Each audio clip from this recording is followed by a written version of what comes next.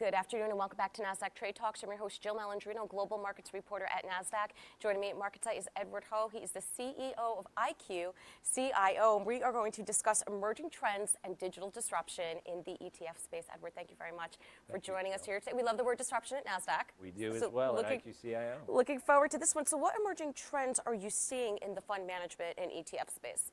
First, $500 billion of inflows is a big trend. Yes. That's no longer emerging. That is victorious in terms of the fund landscape.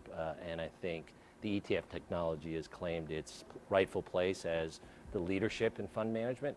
And when you raise that much money, there are so many trends developing, whether it's subsector funds, whether it's AI-based funds, or whether it's risk-managed funds. And those are all beyond emerging. What we're participating in is the latter two. We want to use sophisticated, heuristic, artificial intelligence-based technology to build portfolios, and we want to help investors and advisors risk manage their portfolios better. All right, so how are tech firms creating holistic digital disruption for more tech-enabled and savvy users? I think of it on two levels. First, at the portfolio level. If you're an advisor today and you look at your screen on investable ETFs, you might see 4,000 or 5,000 investable options, and it's overwhelming the amount of choice available, both in terms of which ones to pick and ultimately how to build a portfolio. So technology firms like ourselves, we consider ourselves more a technology firm than an advisory firm, are offering that capability to allow you as an advisor, you as a professional investor, to tell us what your parameters are, and we'll build the portfolio for you. We'll take it one step further. We'll risk manage that portfolio, and even one step further, we'll rebalance and continually monitor that portfolio with your goals and risk targets in mind.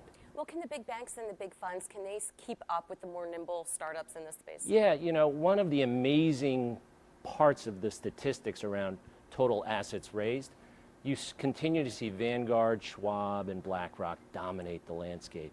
And the best-selling managed solutions with two of those firms are modern portfolio theory-based fixed portfolios, 70-30 in the case of Vanguard, as I read, and 60-40 fixed portfolios in the case of BlackRock.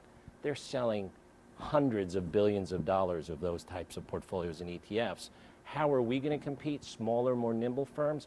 We're going to offer a better solution, one based on your risk targets as an investor, and one where we think over time we can outperform fixed-based portfolios. All right, and to wrap up, when will AI really begin to supplant human fund managers? Yeah, that's a great question. I think the computing power is there. I think the heuristics and the smart AI is being developed, but human beings are still going to have a vital role. Computers don't understand yet what a risk tolerance is in terms of your lifestyle, your goals, whether you want to have a big wedding or a nice house or you want to retire early. Those are things I think human beings, particularly in the financial advisory space, will still have a very critical role, but make no mistake, computers are doing more and more in terms of building portfolios. As long as they don't take over reporter there positions. You go. We want to keep you well employed. Well, thank you very much, Edward, for joining us Thanks, at MarketSite, and thank you for joining me. I'm Jill Malandrino, Global Markets Reporter at Nasdaq.